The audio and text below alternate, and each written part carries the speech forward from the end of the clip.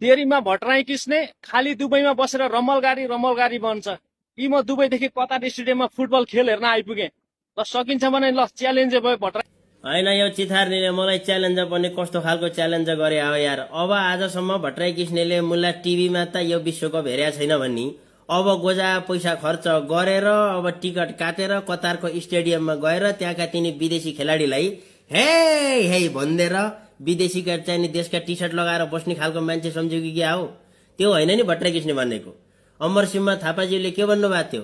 म बाघको डमरू हुँ, सिनो खाने कुकुर नसम्झनु भन्नुभएको थियो। जसै गरी त्यसै गरी म पनि त्यस्तै हो। हेर, मलाई यिनी विदेशीका खेल पनि मन पर्दैन, न म यिनी विदेशीका खेलमा रमाउँछु।